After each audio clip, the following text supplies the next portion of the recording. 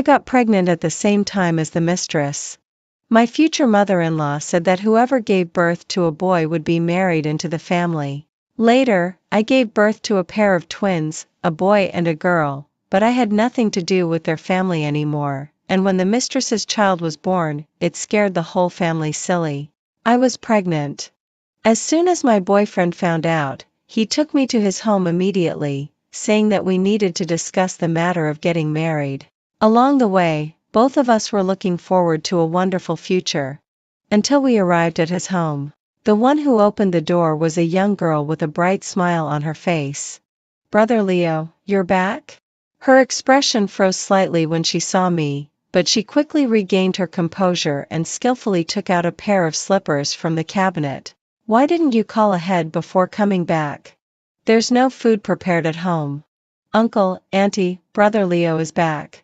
Leo's father and mother came out immediately when they heard the commotion. They fussed over Leo for a while, completely ignoring me as if I were invisible. Although I had known for a long time that his parents didn't like me because I was from out of town and couldn't bring much help to Leo's career. But being ignored like this on my first visit to their home still made me feel a bit sad. We had known each other for 7 years and been in a relationship for 5 years. In order to get the recognition of his parents and to stand side by side with Leo, I had worked extremely hard at my job. Now I was already a department manager, and my salary was much higher than Leo's. Recently, I had even received an offer from DL Group, which was the big company that Leo had always been longing to work for. Jocelyn, I don't know why she is here either. Fortunately, Leo had been holding my hand all the time. As soon as we sat down, he was eager to explain. "You know, our family has always been very close to Tina's family. Tina must have come to visit my parents." Tina, I knew this name. She was the suitable candidate for daughter-in-law in the eyes of Leo's parents, and Leo's blind date. Leo had once had a meal with her behind my back. When I found out, I had a huge fight with him and mentioned breaking up for the first time. I still remembered that Leo had been hugging me and crying at that time. He refused to break up no matter what. He said that he was forced by his parents and that meeting Tina was just to show his attitude that he had a girlfriend and was going to get married, and that his parents' wishes didn't represent his. I believed him at that time. But now, looking at Tina who was helping in the kitchen, I couldn't help but fall into deep thought. She was chatting and laughing with Leo's mother, just like a pair of mother-in-law and daughter-in-law with a very good relationship. Before long, the dishes were on the table. "Mom, Dad, I have something to tell you." Leo glanced at me and summoned up the courage to speak. "Jocelyn and I have decided." "Don't say it yet. Your mother has something to announce." Leo's father interrupted him. "What is it?" Leo's mother cleared her throat and glanced at Tina again. Tina blushed shyly and lowered her head. "Tina is pregnant," Leo's mother said, and then pretended to glare at Leo angrily. "Leo, such a big thing, why didn't you tell us?" "What do you mean?" Leo was a bit confused. "Does her pregnancy have anything to do with our family?" "Brother Leo," Tina stood up, her cheeks slightly red, "last time when I sent you home. Didn't I tell you not to mention this?" Leo interrupted her angrily and then suddenly realized, "You mean that time?" "Impossible, how could it be?" "You?" He suddenly looked at me, as if he had just realized my existence. "Jocelyn, listen to me." He grabbed my arm. "Jocelyn, it's not what you think. Listen to me explain. That time was an accident. Just an accident." I looked at him, and then at Leo's parents. Thinking of how I had been treated like an invisible person since I stepped into this house, my eyes couldn't help but turn colder and colder. Leo's voice became lower and lower. "Jocelyn, believe me. You are the only one in my heart. Jocelyn, don't look at me like that. I'm scared, Jocelyn." Leo's father interrupted him angrily. "Are you still a man? You're being so timid in front of a woman. Now Tina is pregnant. You should care more about her." Leo's mother also gave me a disdainful look. I knew that people from out of town can't be relied on. Except for having a seductive face, they are nothing, bewitching my son like this. Looking at her face, I suddenly felt a wave of nausea in my stomach. I couldn't help but lean over and retch. Jocelyn, are you okay? Jocelyn. Leo patted my back while handing me a cup of warm boiled water. Rinse your mouth. You'll feel better after rinsing your mouth. Don't touch me. I waved his hand away. The water glass in his hand fell to the ground and shattered into pieces. Leo, it's over between us. I heard my own voice. Fortunately, I didn't lose my composure too much. After saying that, I turned around, picked up my bag and was about to leave. No, Jocelyn, listen to me explain. It's not what you think. Leo held onto my hand tightly. Let her go. Leo's mother stood up. She's making a scene on her first visit to our home. What is she? She hasn't even entered the Leo family's door yet. Mom, stop it. Leo looked at his mother with pleading eyes. Jocelyn. She's also pregnant. The expression on Leo's mother's face gradually froze. You? Leo, are you kidding? Leo took out the pregnancy test report from his pocket. This is the test we just had. Jocelyn is pregnant. We came here today to discuss the wedding. Mom, I like Jocelyn. I want to marry her. Leo's tone was firm, and he was still holding on to me tightly. Damn it. Leo's father stood up and slapped him in the face. You want to marry her? What about Tina? She's a young girl, and she's pregnant with your child. How can you treat her like that? How could you hit our son? Leo's mother looked distressed and then glanced at me. Since you're also pregnant, why don't you sit down and let's have a good talk? This was the first time Leo's mother had spoken to me. We had met before, but she had never looked at me directly. I still remember the contempt that showed on her face when she saw me for the first time. She said, except for a decent appearance, you're not worthy of my son at all. She didn't like me. I knew it from the very beginning. She thought I was too thin, that I was an orphan, that I had a hard life growing up depending on others, and even said that I would bring bad luck to her son. But if I could choose, I would also like to grow up in a complete family, being pampered by my father and loved by my mother since childhood. But I couldn't. I had no right to choose. Seeing that his mother had softened her tone, Leo thought that things had finally taken a turn for the better. He immediately pulled me to sit on the sofa. But what Leo's mother said next shocked us both. Our Leo family has only one male heir in 3 generations. Now that both of you are pregnant with Leo's children, I have an idea. Why don't you both give birth? Whoever gives birth to a boy will be recognized as our daughter-in-law. Leo's mother sat on the sofa, looking at us with a superior attitude, like an empress choosing her concubines. Mom, how could you say that? Leo was shocked. I suddenly felt like a joke. Someone had advised me long ago that I shouldn't persist in a love that wasn't recognized by my parents. I had always thought that Leo and I were an exception. But I didn't expect. Forget it. I brought all this on myself today. I didn't say anything.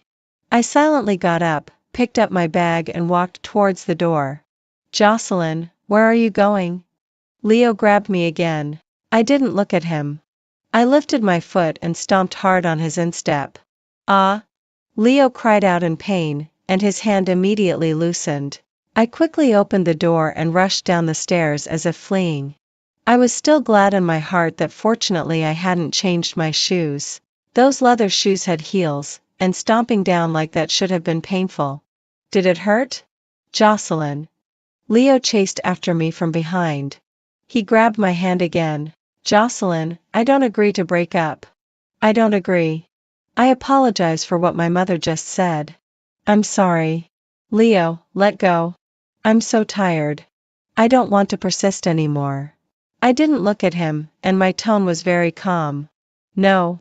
Leo shook his head. Jocelyn, I love you. I really love you. He tried to hug me. I felt disgusted and pushed him away, squatting on the roadside and retching again. Don't come near me. I roared, I'm nauseous. The hurt on his face was so obvious. I won't come near you, but don't go, Jocelyn. Can you listen to me explain? It's been 5 years. I thought no one knew me better than you. Just this one sentence made my vision start to blur again. Do you remember that night? He continued. It was my birthday. You were busy at the company until midnight. I was waiting for you alone in the restaurant. I got drunk, and Tina sent me home. I was so drunk that I thought it was you all the time. Jocelyn, I'll handle the matter of the child. I'll give her a large sum of money. I'll go and apologize to her parents. Please give me time. I've already submitted my job application to DL. When the result comes out, I'll take you away. Leo. I interrupted the blueprint he was painting for me. You can give up Tina, and you can give up that unborn child. But what about your parents? They gave birth to you and raised you. Blood is thicker than water. Is it worth it for you to give up everything for me? It's worth it. Jocelyn, we've known each other for 7 years. Don't you know my feelings for you? Give me time. I'll definitely convince them. If I really can't, I'll choose you. I'll choose you, Jocelyn. He started to cry as he said this. Jocelyn, we've had this relationship for so many years. We've gone through all kinds of hardships. We're just one step away from getting married. We already have our own child. Are you really going to give up? Can you bear to do that? Could I bear to do that? I reached out and touched my lower abdomen, and tears streamed down my face. I couldn't bear to. During the toughest times, the two of us lived in a rented room of less than 10 square meters, living on instant noodles every night. Because he was determined to be with me, he had a falling out with his family and his financial sources were cut off. At that time, we had just graduated. We didn't have a job yet and were burdened with huge debts. He could only work as a food delivery man, exposed to the sun and rain every day. With great difficulty, he earned the first sum of money from the orders he received, but he used it to buy my favorite fruits. He didn't eat any of those fruits, saying that he wasn't hungry. Then, I saw him get up quietly in the middle of the night to make instant noodles to eat. I ate instant noodles with him, and we both laughed like fools. At that time, I really thought that as long as I could be with him, it didn't matter if I ate instant noodles for the rest of my life. When I was 5 years old, my parents were getting a divorce and it went to court.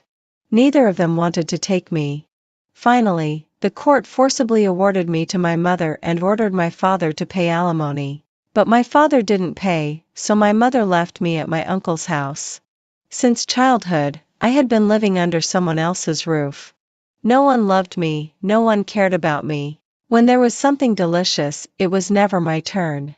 No one had ever been like Leo to me. He didn't dislike that I was from the countryside, nor did he dislike my withdrawn personality.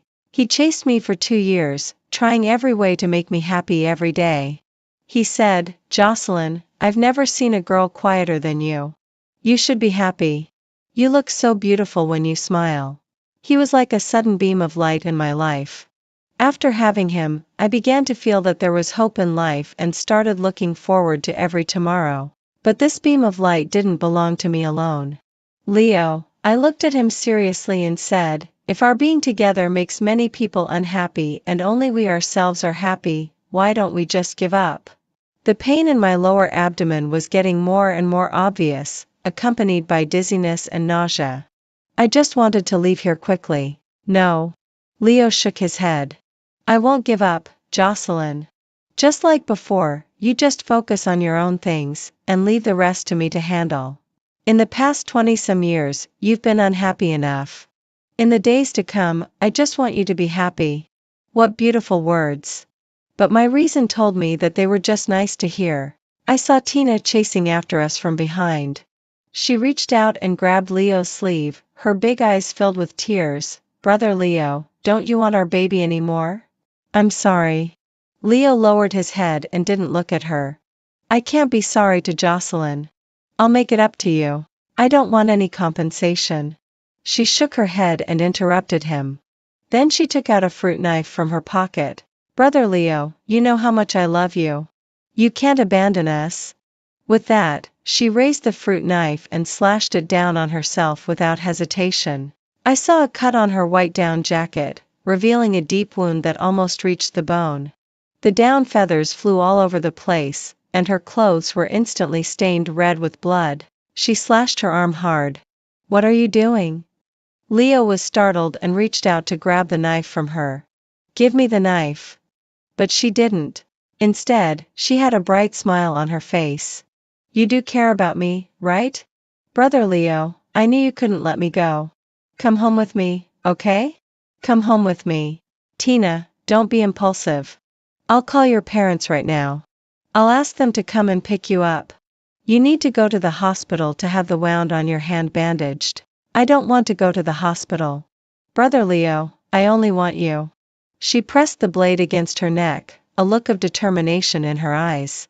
Otherwise, I'll die here today, and it'll be 2 lives lost. Don't be impulsive. Leo froze in place, not daring to move. Brother Leo, come home with me. She applied more force with her hand, and a small bloody cut appeared on her neck. But she seemed to feel no pain. Will you come home with me? Or will you watch me die here? You choose. She was applying more and more force. The red blood, the white snow, and the innocent eyes showing a determined fierceness. The strong contrast made me dizzy. I'll take you home. I'll take you home. Finally, Leo gave in. He hurriedly helped her up and still didn't forget to look back at me. Jocelyn, go back first. Wait for me. Was there any point in waiting for me? The pain in my lower abdomen was getting more and more obvious. I dialed 120. Pull your pants down a bit more. Relax your legs. Relax. Don't be nervous. On the operating table, the elderly female doctor was holding cold instruments towards me. The baby was gone. Maybe it sensed that I didn't want it, so it left on its own. But it wasn't completely gone. The doctor was helping me with the dilation and curettage. It really hurt. I bit my lip tightly with my teeth, trying hard not to cry out. It snowed heavily that day. I experienced the coldest winter in my life. The baby was gone. It felt like I had lost half of my life too. During the half an hour of observation in the lounge, my teeth were chattering from the cold. A week later, I went to handle the discharge procedures. The hospital director prescribed 3 big bags of traditional Chinese medicine for me. He also very responsibly wrote down quite a few precautions for me. His handwriting was very beautiful, flowing and flamboyant, but it was so beautiful that I couldn't recognize a single word. Can't recognize? The hospital director asked me. I nodded and then shook my head. He took out his phone and pulled up his QR code. Add me. I'll send you the precautions by voice message. I tightened my grip on my phone. No, it's okay. The medicine he prescribed was really bitter. I was going to throw it away directly when I got back. Don't forget that I saved your life. I have to be responsible to the end. He took my phone and forcibly added me as a friend. I glanced at the nameplate on his desk. Hospital Director, Ryan. It was the same name as my high school deskmate. Ryan was a very responsible doctor, although he was young. As soon as we became friends, he sent a long string of voice messages. I listened to them while walking towards home. Just as I reached the stairwell, I saw Leo curled up like a dog at the door, covered with snowflakes. Jocelyn, are you back?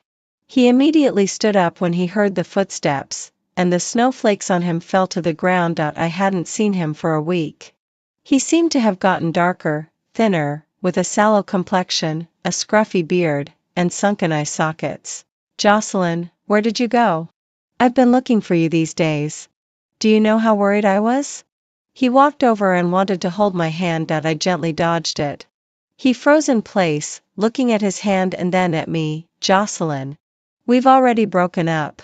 I didn't agree. The baby is gone. I took out the operation sheet. Our future is gone too. Please don't disturb my life anymore. Thank you. He froze in place and didn't move for a long while. I rummaged through my bag for the keys, opened the door and walked in. It wasn't until the door slammed shut that he seemed to wake up from a dream and started pounding on my door frantically. Jocelyn, Jocelyn, I couldn't hear clearly what else he was saying. There was a thick door between us. Leo took sleeping pills. 2 months after I left him, he was lying unconscious in the hospital, already emaciated, but it was still Tina who was accompanying him. She was wearing maternity clothes, her head drooping, and she no longer had the former vivacity. Jocelyn, please help me persuade Leo. He won't listen to anyone now. Only you can save him. Only you can save him. Leo's mother's voice started to choke up again. Why is it you? Only then did Tina realize that it was me who had come in. Her eyes were bloodshot as she lunged at me out of control. Slut, how dare you come here? Look what you've done to brother Leo. Get out. Get out. Leo's mother tried desperately to stop her. Tina, calm down. I asked Jocelyn to come here. I asked her to come. Tina didn't listen at all. She threw everything within her reach at me. She stared at me viciously, shouting continuously, Slut, I'll kill you. I'll kill you. The ward was in chaos. Then there was a dull thud. Leo rolled off the hospital bed. Jocelyn, is it really you? His emaciated face was full of disbelief as he struggled to crawl over. But he was full of tubes, and every step he took made the instruments beep. Finally, the doctor was alerted. It was the hospital director, Ryan. He drove Tina and Leo's mother out together and told me that the patient needed enough rest to maintain his strength and that I could stay for at most half an hour. Jocelyn, is it really you? Am I not dreaming? You came to see me. You really came. Leo held my hand tightly, afraid that I would disappear in the next second. Why are you so stupid? I looked at him, and my nose couldn't help but feel a bit sour.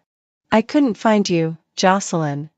His voice was horribly hoarse. They were arguing in my ears every day, not letting me go to find you.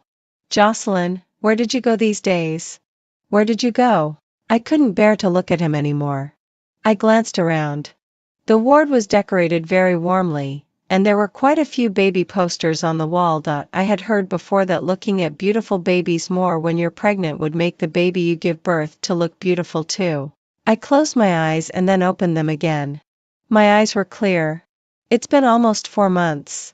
I looked outside the door. In a few more months, you'll be a father. Leo's expression froze. He looked at me and shook his head but couldn't say a word. Leo, we're over. I said seriously. No. He shook his head. I looked at his fair and clean face, but for a moment, I really couldn't recall when I had seen him before. Dean Ryan, have you mistaken me for someone else? Just consider that I've made a mistake. Suddenly, he got angry and walked away, swinging his hands. I didn't think much about it either. I took out my phone to hail a taxi back to Shenzhen. I don't know if it was because of the rain, but I just couldn't get a taxi. I had to chair a meeting early tomorrow morning. Just when I didn't know what to do, Ryan showed up in front of me again, driving his car. Get in the car. No, thanks. I'm going back to Shenzhen. I live in Shenzhen. It's on my way. I looked at him with his lips tightly pursed, looking as if I owed him 8 million. Subconsciously, I shook my head. I'd better hail a taxi by myself. Jocelyn, you've been trying to hail a taxi for half an hour. Has any taxi come? He raised his voice, looking at me as if he wanted to devour me. This guy has such a bad temper. I had no choice but to get in the car reluctantly. Thank you, Dean Ryan. I thanked him politely. He ignored me.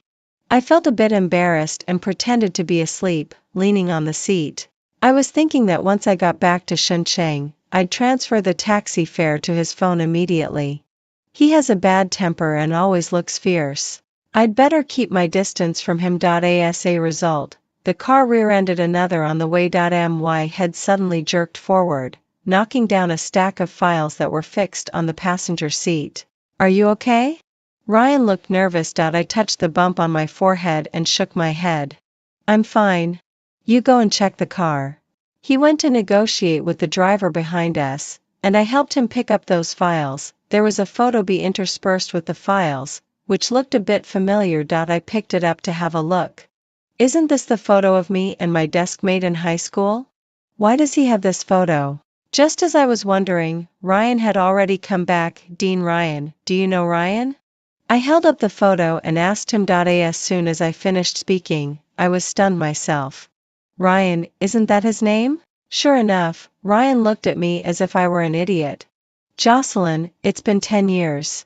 Not only have you not grown taller, but your brain has also regressed. Huh? My eyes swept back and forth between Ryan and the photo in my hand, and I suddenly realized, are you Ryan? Ryan, my desk mate in high school.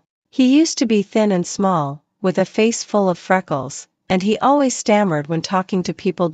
So he was nicknamed Ryan by his classmates. He was always bullied. Although I used to be a target of bullying too. Because my family was not well off, I had been living at my uncle's house since childhood. I didn't have enough to eat, and I wore the old clothes left by my cousins. They laughed at me behind my back, saying that I looked neither male nor female. But later, I learned to fight back. From primary school to junior high school, I had been enduring it. When I was in high school, it was as if I suddenly had an epiphany and stopped taking things lying down. If someone cursed at me, I'd hit them back. If someone hit me, I'd hit them back even harder. The timid are afraid of the bold, and the bold are afraid of the desperate. Gradually, no one dared to bully me anymore, and I became better and better at fighting, but I had always been alone, coming and going by myself. Until I met Ryan. He transferred to our class in Senior 3 and sat next to me. Because of his appearance, he became the new target of bullying by our classmates. But Ryan was my desk mate. Every time he was bullied, I couldn't study well either. I needed to study. Only the college entrance examination could change my fate. I endured it a few times, but finally, I couldn't bear it anymore and hit back hard for him. I told him. If someone hits you, hit them back even harder. Because only when you are tough yourself will you not be bullied. He nodded blankly at me, but his face behind the black-rimmed glasses slowly turned red. From then on, he became my little follower. We studied together and fought together. He wanted to go abroad because his mother worked abroad. I wanted to leave this place and didn't want to live under someone else's roof anymore. Studying became our only way out, but the day before the college entrance examination, he suddenly disappeared. Later, I heard from other classmates that his mother had come back and taken him abroad in advance. He didn't even have time to take the college entrance examination. He just disappeared from my life like that. Ryan, where did the freckles on your face go? Didn't you used to have curly hair? Why is it straight now? Also, you used to be shorter than me. Why are you so tall now? Did you go abroad for plastic surgery? How much did it cost with such a big change? It's no wonder I didn't recognize him. Even though our names were the same, I didn't connect the dots. His changes were really too big.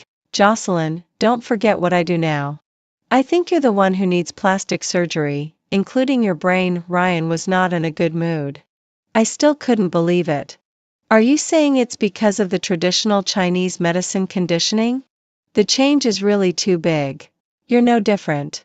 He looked at the red mark on my face. The old you wouldn't have just stood there and taken a beating. I subconsciously touched my still aching left cheek. That was where Tina hit me in the afternoon. I didn't want to come to the hospital at first. It was Leo's mother who said that as long as I persuaded Leo not to do anything stupid again, all my debts to the Leo family could be wiped out. Yes, I owed the Leo family. If it weren't for that incident, I think I might still be the same Jocelyn who didn't know the immensity of heaven and earth and thought that fighting could solve all problems. When did you come back? Why didn't you contact me? I changed the topic. As soon as I thought that he was my deskmate Ryan, the original sense of fear I had for him suddenly disappeared, and the distance between us was suddenly much closer. He started to tell me about his experiences in the past few years. He did go abroad, but soon came back. He went to a relatively distant medical university, studied there for 7 years, and only started his business in D.C. in the last 2 years. When he finished and asked me how I had been in these years, I was speechless. In my 10 years, it seemed that the only thing I could talk about was Leo. But now, I couldn't even bring myself to mention him. I'm still the same. Went to school, got a job. I just changed jobs recently. I had to steer the topic towards work. When Ryan sent me to the entrance of my community, he took out a few bags of traditional Chinese medicine from the trunk. I know you didn't drink those medicines. Your body is still very weak. These medicines are specially prepared for you by me. Drinking them will only do you good. How could an old classmate give someone medicine when they meet again? He had already driven away. In the following days, Ryan would tell me on WeChat every day to take the medicine on time. But I had no experience in boiling traditional Chinese medicine. Either it was too thick, or it was too dry, and a few times it was even burned. When Ryan heard about it, without saying a word, he carried his earthenware pot and came into my house. I'll teach you. He taught me how to boil the medicine, how to add water, and how to drink it to reduce the bitterness. I looked at his face and kept asking him how he took care of his skin. How did those freckles disappear just like that? I'd better keep my distance from him. As a result, the car rear-ended another on the way. My head suddenly jerked forward, knocking down a stack of files that were fixed on the passenger seat. Are you okay? Ryan looked nervous. I touched the bump on my forehead and shook my head. I'm fine. You go and check the car. He went to negotiate with the driver behind us, and I helped him pick up those files. There was a photo be intermingled with the files, which looked a bit familiar. I picked it up to have a look. Isn't this the photo of me and my deskmate in high school? Why does he have this photo? Just as I was wondering, Ryan had already come back. Dean Ryan, do you know Ryan? I held up the photo and asked him. As soon as I finished speaking, I was stunned myself. Ryan, isn't that his name? Sure enough, Ryan looked at me as if I were an idiot. Jocelyn, it's been 10 years.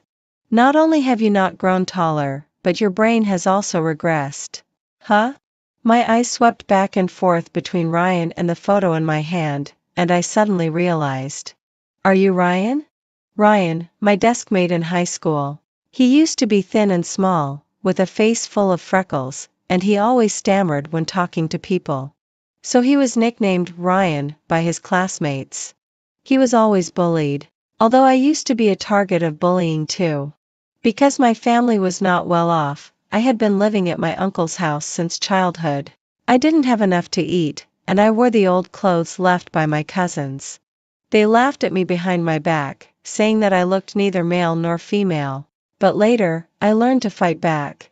From primary school to junior high school, I had been enduring it. When I was in high school, it was as if I suddenly had an epiphany and stopped taking things lying down. If someone cursed at me, I'd hit them back. If someone hit me, I'd hit them back even harder. The timid are afraid of the bold, and the bold are afraid of the desperate. Gradually, no one dared to bully me anymore, and I became better and better at fighting, but I had always been alone, coming and going by myself.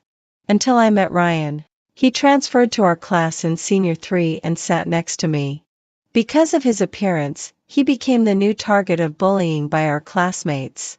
But Ryan was my deskmate. Every time he was bullied, I couldn't study well either. I needed to study. Only the college entrance examination could change my fate. I endured it a few times, but finally, I couldn't bear it anymore and hit back hard for him. I told him. If someone hits you, hit them back even harder. Because only when you are tough yourself will you not be bullied. He nodded blankly at me, but his face behind the black-rimmed glasses slowly turned red. From then on, he became my little follower. We studied together and fought together. He wanted to go abroad because his mother worked abroad. I wanted to leave this place and didn't want to live under someone else's roof anymore. Studying became our only way out. But the day before the college entrance examination, he suddenly disappeared. Later, I heard from other classmates that his mother had come back and taken him abroad in advance. He didn't even have time to take the college entrance examination. He just disappeared from my life like that. Ryan, where did the freckles on your face go? Didn't you used to have curly hair? Why is it straight now? Also, you used to be shorter than me. Why are you so tall now? Did you go abroad for plastic surgery? How much did it cost with such a big change? It's no wonder I didn't recognize him. Even though our names were the same, I didn't connect the dots. His changes were really too big. Jocelyn, don't forget what I do now. I think you're the one who needs plastic surgery, including your brain. Ryan was not in a good mood. I still couldn't believe it. Are you saying it's because of the traditional Chinese medicine conditioning? The change is really too big. You're no different. He looked at the red mark on my face. The old you wouldn't have just stood there and taken a beating. I subconsciously touched my still aching left cheek. That was where Tina hit me in the afternoon. I didn't want to come to the hospital at first. It was Leo's mother who said that as long as I persuaded Leo not to do anything stupid again, all my debts to the Leo family could be wiped out. Yes, I owed the Leo family. If it weren't for that incident, I think I might still be the same Jocelyn who didn't know the immensity of heaven and earth and thought that fighting could solve all problems. When did you come back? Why didn't you contact me? I changed the topic. As soon as I thought that he was my deskmate Ryan, the original sense of fear I had for him suddenly disappeared, and the distance between us was suddenly much closer. He started to tell me about his experiences in the past few years. He did go abroad, but soon came back. He went to a relatively distant medical university, studied there for 7 years, and only started his business in D-City in the last 2 years. When he finished and asked me how I had been in these years, I was speechless. In my 10 years, it seemed that the only thing I could talk about was Leo. But now, I couldn't even bring myself to mention him. I'm still the same. Went to school, got a job. I just changed jobs recently. I had to steer the topic towards work.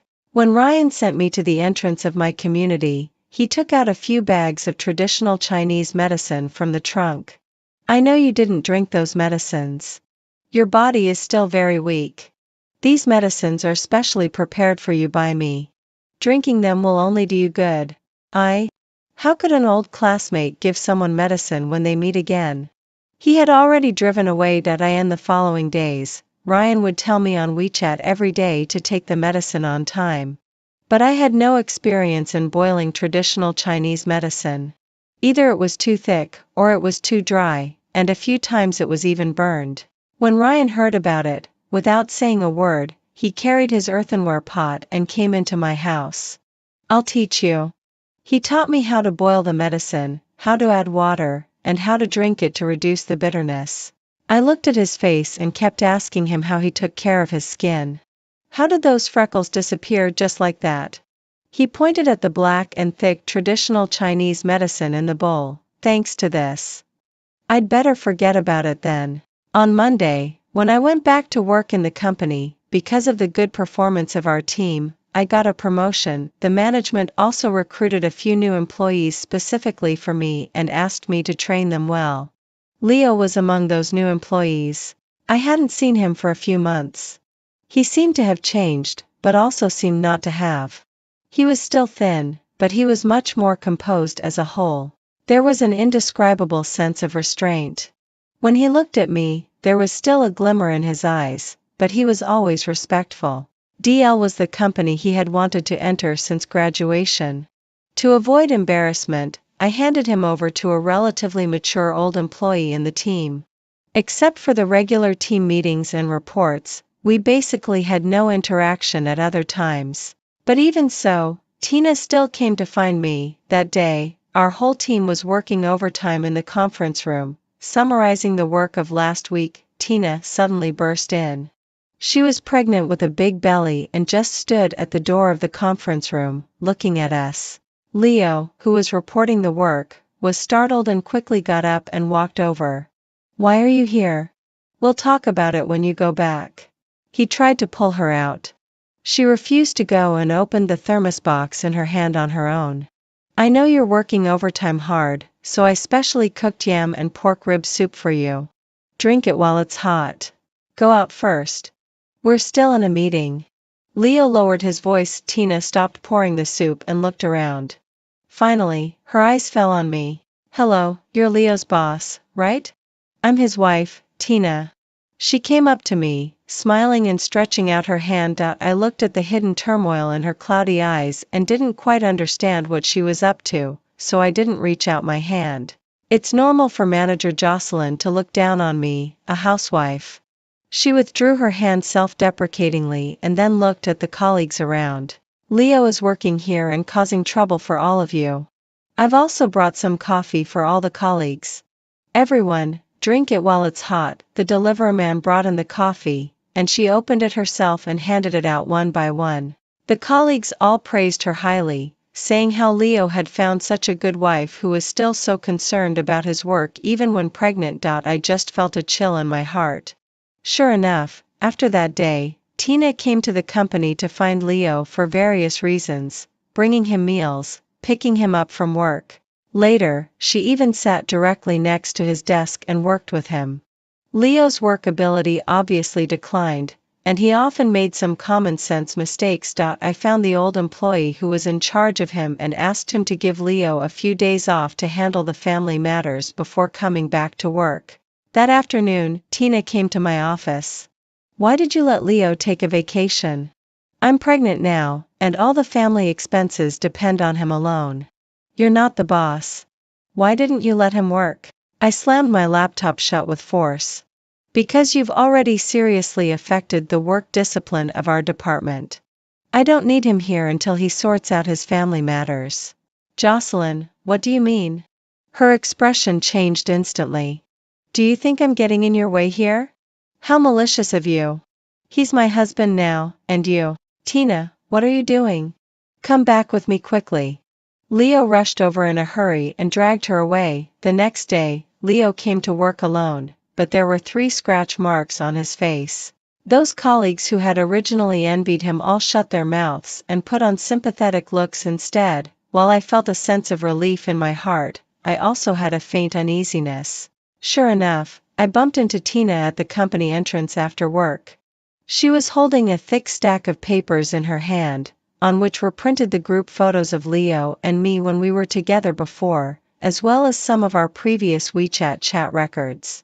She handed out a paper to everyone she saw, saying that I was seducing her husband, crying with snot and tears while pregnant. I stood behind the glass door of the company, and my scalp began to tingle slowly. I couldn't move my feet even half a step. Tina, what are you doing? Hurry up and come home with me. Leo grabbed her and tried to drag her away. I won't go, I won't go. She sat on the ground, crying and shouting. I'm going to let everyone see what kind of person Jocelyn is today. I'm 8 months pregnant and about to give birth, and she's still seducing my husband in the company.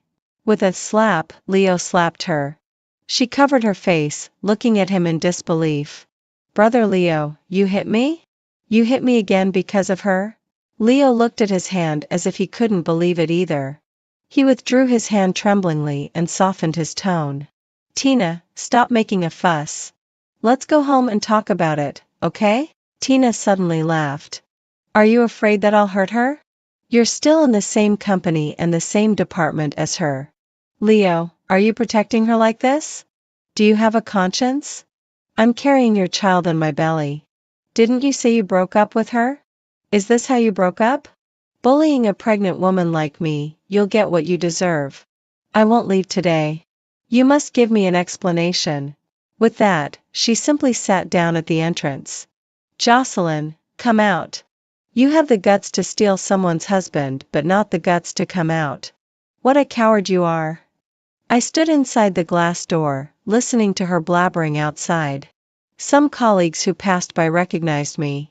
They pointed at me, whispering and murmuring. It was like going back to that day. I knew I should go out and face her, tear off Tina's disguise. But my feet seemed to have taken root. I couldn't move no matter what, and I felt cold all over. Since that incident happened, I've developed a psychological disorder. Whenever I'm in a crowded place, especially when facing other people's strange looks, I can't help but feel my scalp tingle, have difficulty breathing, and be unable to say a word. Are you okay? Ryan walked in without my noticing. He grasped my trembling fist tightly. What's wrong with you, Jocelyn? I looked at him, my teeth chattering, but still couldn't say a word. Jocelyn? Jocelyn? He noticed something was wrong with me and quickly helped me to sit on the sofa. Then he brought a glass of water. Drink some water and calm down. I'll resign. I won't work here anymore. Leo's voice of compromise came from outside. He knelt down to Tina. Tina, please stop making a fuss and come home with me. Finally, Tina left. The onlookers also gradually dispersed. I woke up from the numbness just now, took the water from Ryan's hand, and gulped down several mouthfuls. Are you okay, Jocelyn? Are you feeling unwell anywhere? Shall I take you to the hospital? Ryan asked. No, thanks. I shook my head, got up, and staggered out of the company. Ryan was with me all the way that day, escorting me from the company all the way home, but he didn't ask me anything. Leo resigned. But the rumors about me and him started to spread around the company. The papers Tina printed spread to every corner of DL. Every word was really mean. My boss talked to me, suggesting that I go home and rest for a while and come back to work after the storm passed. I didn't want to. If I took a vacation at this time, it would indirectly confirm that what Tina said was true. I'm not the third party. She is. The photos on the papers she printed were real, and the chat records were real too, but the time was fake. She singled out things from a few years ago, added fuel to the fire, and brought them up today. She has committed slander. You must sue her. Those papers are evidence. After hearing about this, Ryan grabbed me and was about to take me to the police station. I shook my head. She's pregnant. The law can't do much to her.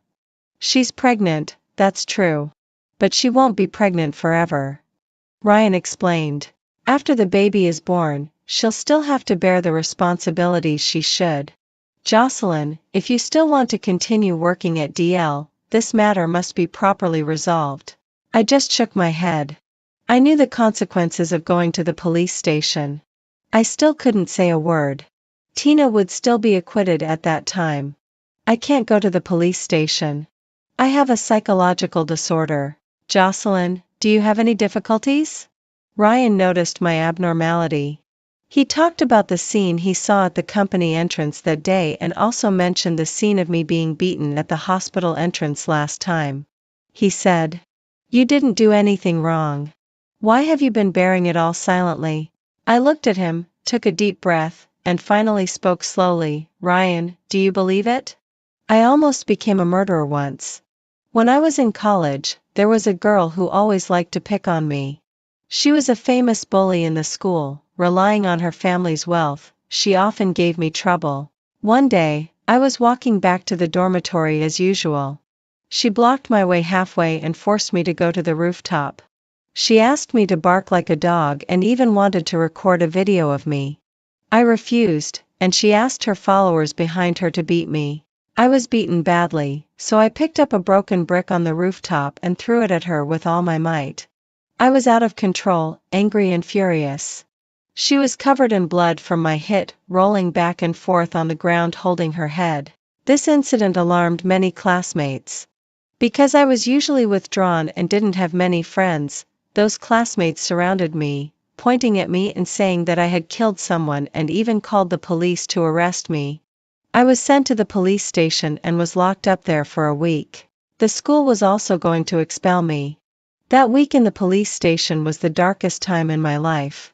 I had nightmares every day, either dreaming of being beaten by others or dreaming of beating others until they were bleeding. Finally, Leo asked around for help, got me out of the detention center, paid a large sum of money to the other party, and pleaded with the school, thus saving my student status. The money was what Leo asked from his family. He lied to his parents that it was for investment. Later, Leo's mother found out. She humiliated me severely and cut off all of Leo's financial sources. Although I later paid off all the debts with my own salary, my relationship with the Leo family never improved. That incident also left an indelible shadow on me. I developed a very serious psychological disorder. Besides getting sick easily in crowded places, I would also get sick in the police station. After listening to my whole story, Ryan was silent for a long time. After a long while, he finally raised his head, his eyes a bit red. You must have had a hard time during those days. I didn't answer. The fact that I could calmly tell him these things now means that those incidents don't have much impact on me anymore. Time is the best medicine. Except for the current situation of going to the police, I must overcome my psychological fear and go to the police station to explain the situation in order to sue Tina. No need to go to the police station. I know a lawyer friend. He might be able to help us, Ryan suggested. He took me to the law firm and told the lawyer the whole story on my behalf. He accompanied me throughout the process of evidence collection and prosecution. The judgment result came down quickly. Tina was found guilty of slander. However, since she is still pregnant, the judgment will only take effect after she gives birth and finishes the lactation period. I was still very happy. I took a photo of the judgment immediately and sent it to the company's large group. And I took the initiative to ask Ryan out for dinner to thank him for his help these days. We talked about the past and even had some drinks when we were in high spirits. On the way back, we staggered along, singing "You Who Sat Next to Me" at the desk. Will you remember tomorrow, the diary you wrote yesterday, Jocelyn? Leo's mother blocked my way with her bag. She looked at me staggering drunk and subconsciously covered her nose. Our Leo family is still your benefactor after all. Now you're actually going to send the daughter-in-law of the Leo family to prison. What on earth are you thinking? I looked at this old woman and thought she looked a bit familiar, but her appearance wasn't very likable. So I pulled Ryan and walked around her to continue on our way. You always said that graduation was far away, but in a blink of an eye, we all went our separate ways. She followed a few steps and blocked my way again. Jocelyn, I'm not here to quarrel with you either. Forgive others when you can. For the sake of your past relationship with Leo, write a letter of understanding and let Tina go. I thought this old woman was really annoying, always nagging in front of me and not letting me go. I took off my leather shoes and threw them at her face. Fuck off. Get out of here. Whoever wants to forgive can forgive. I don't know you. If you come and nag in front of me again, I'll beat you up every time I see you. Crazy, crazy, drunk lunatic, drunk lunatic. She was scared away by me. Ryan clapped his hands beside me and praised, "This is the Jocelyn I know." Only then did I realize that he had been watching all the time and didn't even say a word to help me. What kind of deskmate is this? I was so angry that I raised my fist to settle the score with him. Do you want to bully me too? Are you laughing at me? You even clapped your hands. I'll beat you to death. I kept patting his head with my hand. Under such great pressure, he sent me home, changed my shoes for me, and then helped me to bed to rest. As a result, we both took a tumble when getting into bed. Do you want to bully me too? I looked at his face so close to mine and said aggrievedly. May I? His voice was a bit hoarse. No. I shook my head seriously, then his kisses fell on me densely. I must have had too much to drink. Yes, I had too much to drink. The next day, I woke up in my own room. The place was in a mess all around, and Ryan was nowhere to be seen already. I reached out and rubbed my face. I'm really getting old. Having a few drinks and I even had a spring dream. The key point is that the male lead in the dream was someone I had always regarded as a good brother. We're so familiar. How could I have done that? This is really improper. TSK. After getting dressed and opening the door, Ryan was standing at the door bare-chested. Up already? I've prepared breakfast already. I froze on the spot.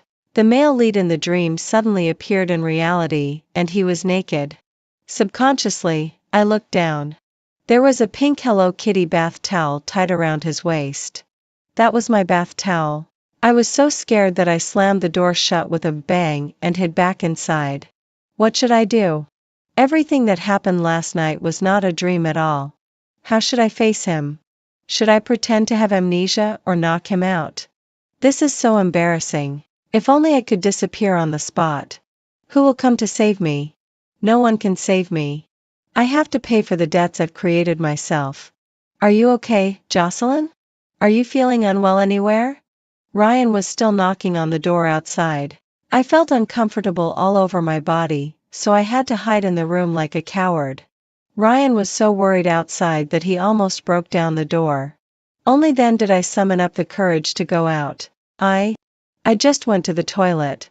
My stomach seems a bit uncomfortable. I touched my stomach and said a bit embarrassedly. There's no toilet in the room. The toilet is outside.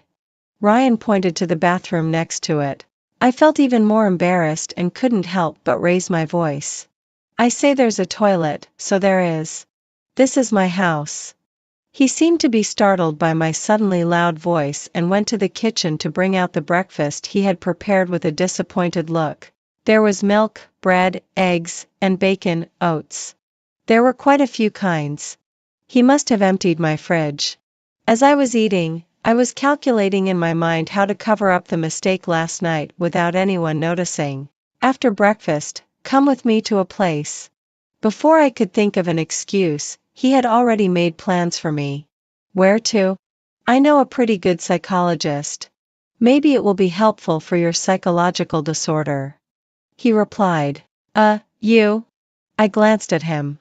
His bare upper body was really eye-catching. I swallowed quietly. Could you please put on your clothes? It doesn't look good like this. What a strange habit this person has. Eating without clothes on. TSK TSK. He looked innocent. You tore my clothes. This? What shocking words. Cough, cough, cough. A piece of bread got stuck in my throat, neither going up nor down. Eat slowly. Are you that hungry? Drink some water first. He handed me a glass of water. After drinking the water, I didn't want to continue the previous topic anymore, so I stood up. I'm done eating. Just give me the doctor's address. I'll go there by myself. He also stood up. I'll go with you. I blatantly looked at his 8-pack abs, indicating that he couldn't go out like this. Then the doorbell rang. His assistant had brought his clothes over. After he changed into his clothes and looked dashing, I couldn't refuse him anymore, so I went to the psychologist with him. The psychologist was a plump middle-aged woman.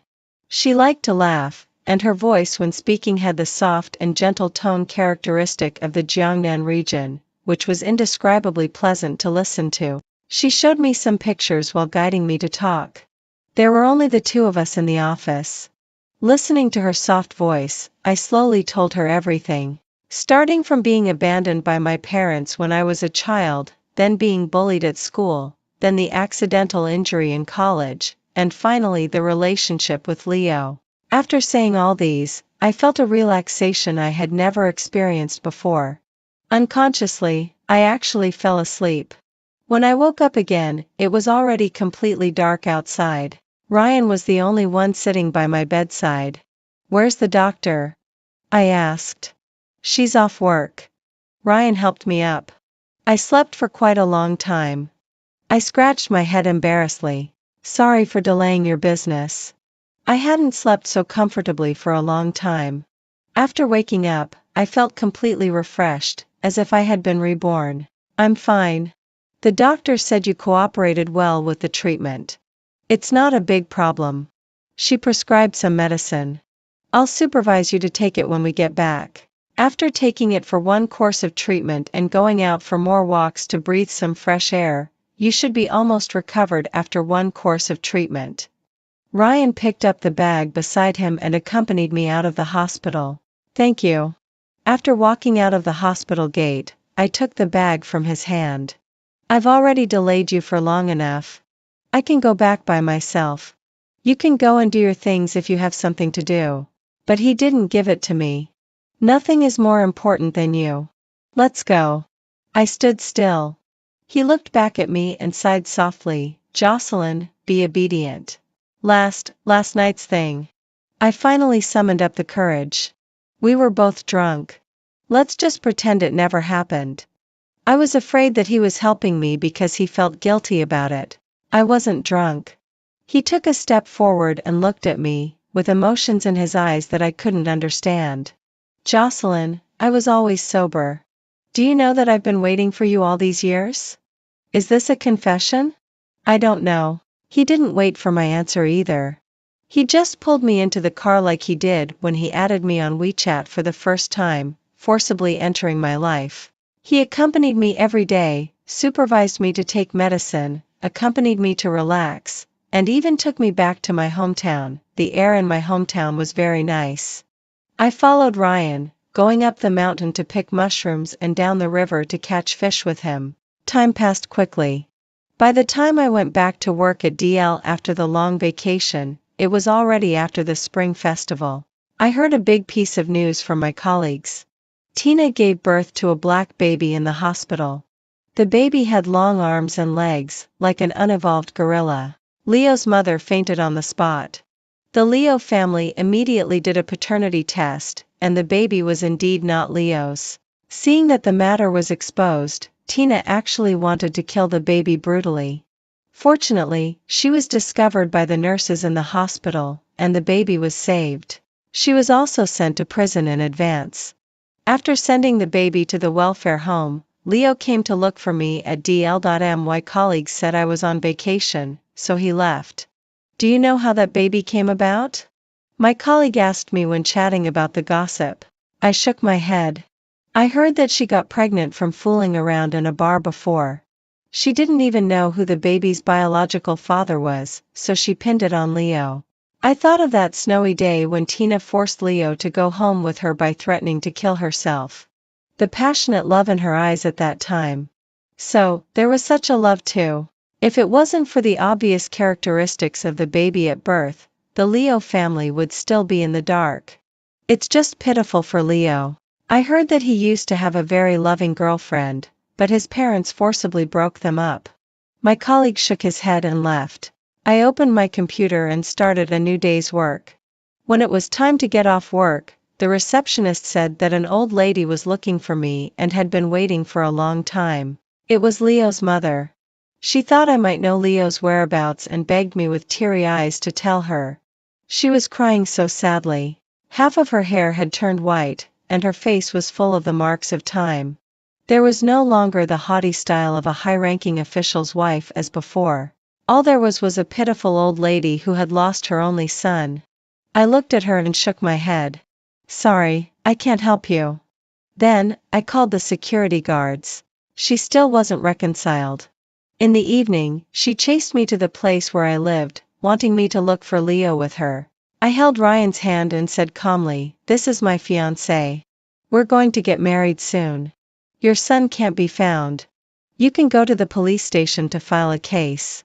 We can't help you." Since then, Leo's mother never showed up again.